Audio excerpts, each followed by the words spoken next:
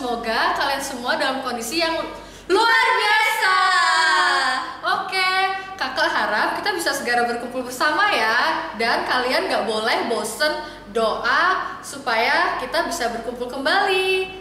Oke, biar kita semangat, ayo kita nyanyikan pujian KASIH. Pada ingatkan semuanya, gerakan pertamanya K-nya K A S I H. Udah inget kan semua? Kalau sudah inget semua, ayo kita nyanyikan.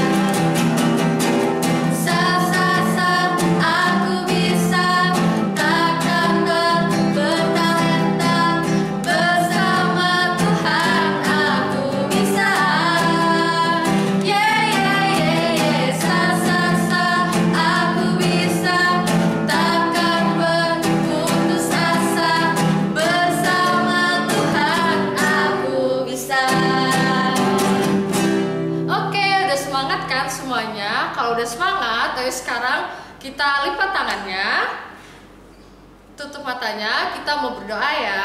Semuanya sikap doa yang baik. Tuhan, terima kasih karena Kau masih memberikan kami kesehatan pada hari ini. Pada pagi hari ini kami akan memulai ibadah. Kiranya Tuhan Yesus selalu memberkati kami, dan kiranya Kau usir segala kuasa kegelapan yang akan mengganggu kami selama ibadah. Dan kiranya Roh Kudus hadir di rumah kami masing-masing. Terima kasih Tuhan, hanya di dalam nama Tuhan Yesus kami sudah berdoa. Haleluya, semua berkata amin. Amin. Oke, sekarang kita mau mendengarkan firman Tuhan. Semuanya sikap berdoa yang baik ya. Semuanya tetap lipat tangannya dan tutup matanya. Kita angkat pujian Bapak Pendeta.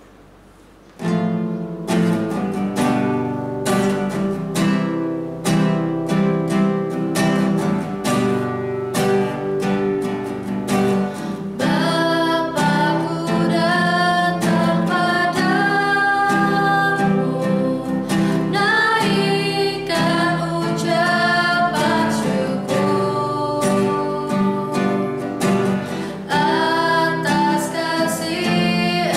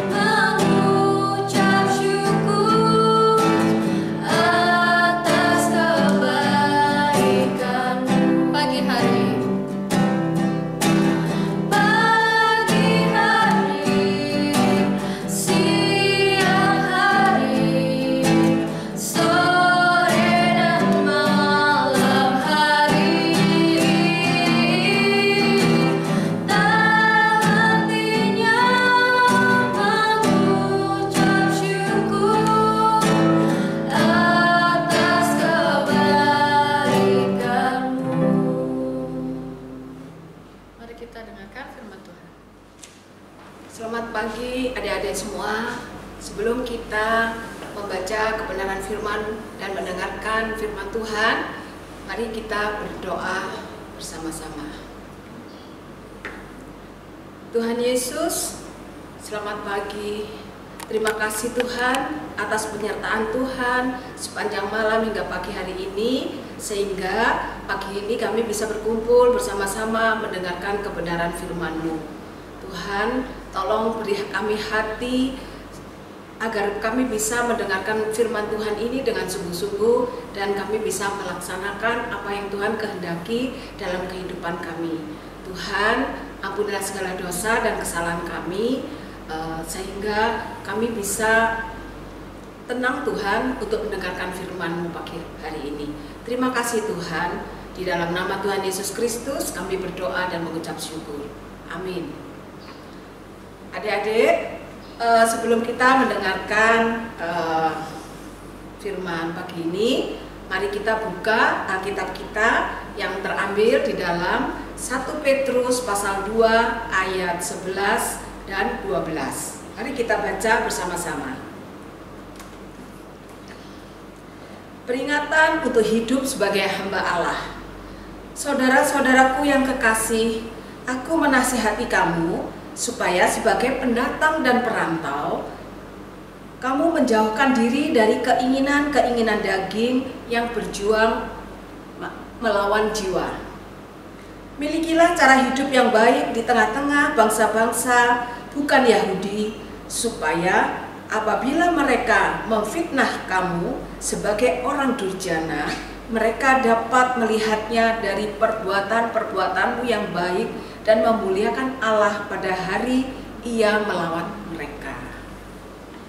Adik-adik, dalam firman ini dikatakan bahwa sebagai seorang perantau, apa arti perantau itu? Jadi kalau dari firman ini bahwa Rasul Petrus itu memberitakan kabar baik kepada orang-orang Yahudi yang berada di luar Yerusalem. Ya, firman itu berbicara tentang Rasul Petrus ya yang menyampaikan kabar baik. Terus apa hubungannya dengan saat ini adik-adik? Adik-adik ini ada yang aslinya dari Belimbing Sari, betul tidak? Ada juga yang mungkin dari Jawa. Kemudian kita berkumpul di kota dan pasar. Kita juga termasuk orang-orang perantau, karena kita berasal dari daerah yang berbeda dengan tempat yang kita tinggali saat ini. Ya, kemudian sebagai seorang perantau, ya, atau mungkin kita katakan bahwa kita adalah orang yang berbeda. Kita tuh hidup di Indonesia itu terdiri dari suku bangsa yang berbeda-beda. Ya, mungkin ada dari suku Jawa, ada suku Bali, ada suku Sunda, ya. Tapi kita posisi ada di mana? Di Pulau Bali, ya. Sehingga orang yang di luar suku Bali, ya, itu termasuk orang perantau, ya. Itu cerita tentang perantau. Kemudian apa yang dikehendaki Tuhan saat kita sebagai orang-orang perantau, ya?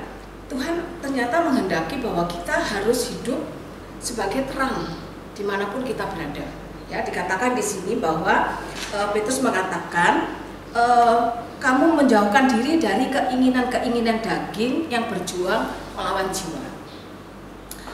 Kalau kita di sekolah, ya, seringkali nggak kita melihat bullying, ya, bullying di sekolah. Jadi anak yang kuat kadang menekan anak yang lemah. Kakak kelas menekan adik kelas. Apa yang mereka tekankan? Dia minta uang jajan dan lain sebagainya. Ya, itu perbuatan yang baik nggak? Ya, itu perbuatan yang tidak baik. Kemudian kita sebagai anak-anak terang, ya, karena kita sudah menerima Tuhan Yesus sebagai Tuhan dan Juru Selamat, apa yang harus kita lakukan? Yang pertama, kita tidak boleh melakukan bullying kepada teman-teman yang lemah. Justru kita harus banyak menolong. Ya, kita harus punya kasih, sehingga kalau ada teman yang melakukan bullying, ya, kalian harus berani untuk menegur dengan secara lemah lembut, ya, ataupun menolong anak yang terkena bullying. justru kita merangkul mereka, menolong mereka. Itu yang Tuhan inginkan di dalam kehidupan kita sehari-hari. Karena Tuhan Yesus telah mengasihi kita dengan memberikan nyawanya untuk orang-orang yang berdosa. Maka kita sebagai anak-anak terang harus juga menolong orang-orang yang dalam tekanan. Itu satu. Kemudian seringkali kalian sekarang sudah biasa bermedia sosial, ya, sering berkomentar yang kadang menyakitkan. Tanpa kita sadari kita menghujat, ya, menghujat orang-orang siapa aja yang ada di media sosial tanpa ada filter bahwa apa yang kita tulis itu menyakitkan hati orang. Satu, belum tentu yang kita lihat itu benar, biasanya hoax, dan kita mengikuti ikut menghujat. Itu Tuhan tidak mau. Kita sebagai anak terang justru tidak boleh, ya, melakukan hal yang tidak menyukakan hati Tuhan. Yang kedua, cara hidup yang bagaimana yang Tuhan kehendaki. Tuhan itu ingin kita menjadi berkat bagi orang lain, ya. Jadi bagaimana kita bisa mengasihi orang-orang yang tertindas, ya, kita menolong, kita bisa memotivasi, ya, teman-teman yang mungkin merasa rendah diri, kemudian merasa dirinya bodoh, yang merasa dirinya tidak mampu, dan yang minder, yang tidak percaya diri, gitu ya. Kita sebagai anak-anak terang harus bisa menolong mereka, ya. Jadi di sini dikatakan kita bisa menasihati teman yang berbuat salah dengan lemah lembut. Kemudian kita menolong teman yang tertindas. Kemudian kita harus bermedia sosial yang beretika, tidak menghujat, tidak menghakimi, tidak menjelekkan orang lain, ya. Itu yang Tuhan inginkan. Dan yang terakhir adalah kalau bisa kita bisa memotivasi teman kita. Sebelum kita bisa memotivasi teman kita harus bisa memotivasi diri kita sendiri. Kalau kita lemah, ya, kita tidak percaya diri, padahal Tuhan begitu mengasihi kita, bagaimana kita bisa memotivasi orang lain, ya? Jadi kita bisa memberikan semangat. Apalagi adik-adik sekalian, sekarang kondisi COVID, ya, sehingga adik-adik itu cuma ada di rumah, ya, mungkin belajar online, gak bisa ketemu sama teman. Saat ini seperti itu. Bagaimana caranya kondisi yang seperti itu? Kita, ya, harus pertama kita minta pertolongan Tuhan. Kita minta pertolongan Tuhan supaya kita penuh dengan sukacita. Itu yang pertama. Karena kita nggak bisa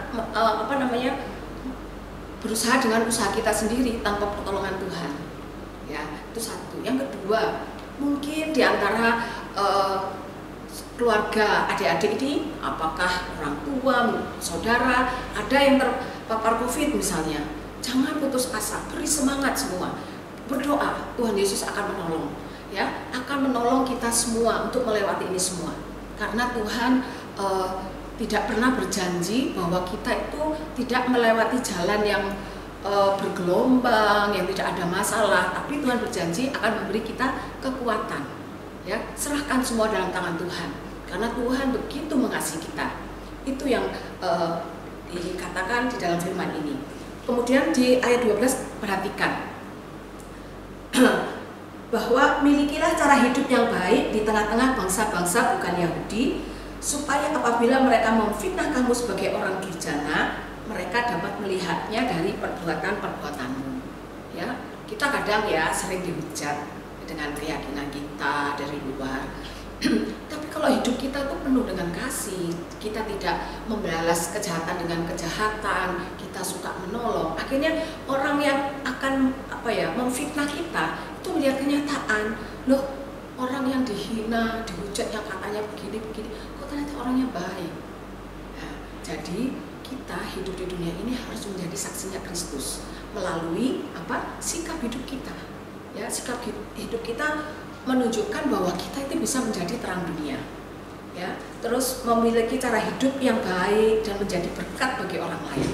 Itu yang Tuhan inginkan melalui ayat ini, ya, melalui 1 Petrus pasal 2 ayat 11 sampai 12. Adik-adik mengerti?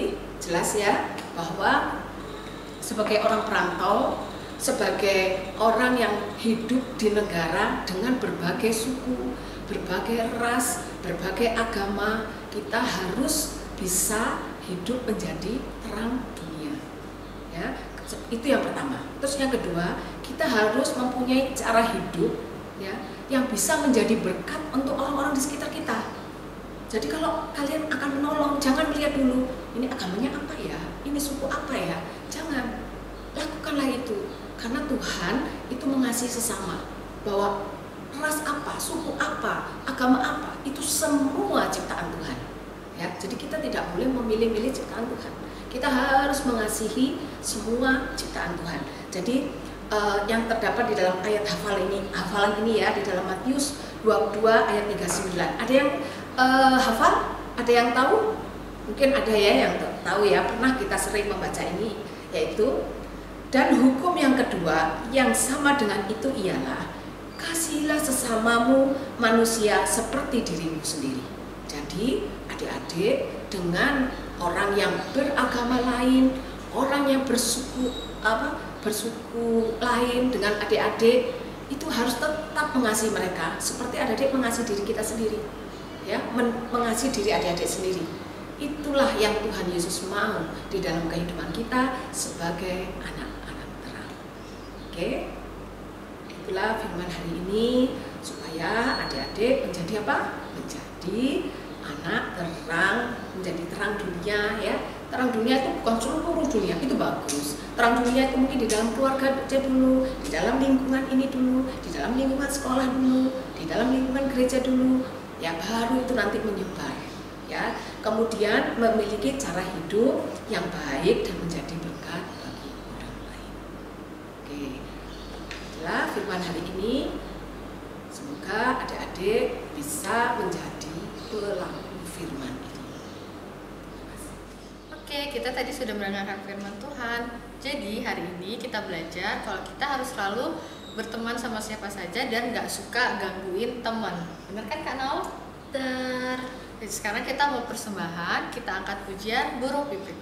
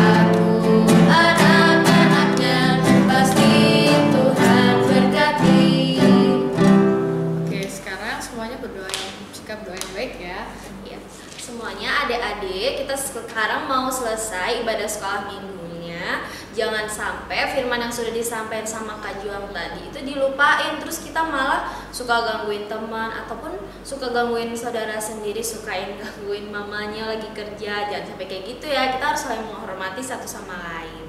Oke, sekarang kita mau satu di dalam doa, mari kita berdoa. Tuhan Yesus, terima kasih Tuhan karena hari ini kami sudah mendengarkan firman-Mu dari awal, pertengahan hingga akhir. Terima kasih karena Tuhan Yesus selalu memberkati kami dan hari ini kami bisa mengumpulkan persembahan agar bisa Engkau pakai lagi Tuhan untuk memperbesar kemuliaan dan juga kerajaan-Mu Tuhan. Kiranya Tuhan Yesus, apa yang sudah kami berikan ini itu tulus dari hati kami dan betul-betul bisa menjadi alat untuk melancarkan ataupun memberkati program-program gereja. Terima kasih Tuhan Yesus, Engkau berkati juga pekerjaan orang tua kami. Biarlah apa yang mereka kerjakan itu bisa selalu menyenangkan hati Tuhan. Terima kasih Tuhan Yesus. Kami juga mau berdoa Tuhan sebagai anak-anak-Mu supaya kami bisa selalu menghormati orang lain, selalu bertoleransi satu sama lain, baik itu pada orang tua, baik itu kepada teman-teman kami ataupun saudara-saudara kami. Terima kasih Tuhan Yesus.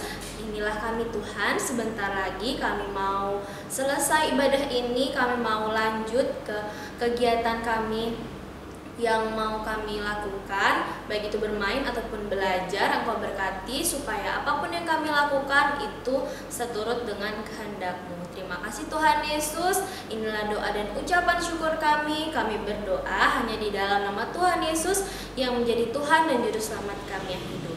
Semua yang percaya katakan amin. Oke adik-adik, selamat ya yang sudah ngikuti ibadah kita sampai selesai. Happy Sunday dan selamat beraktivitas. Selamat hari Minggu.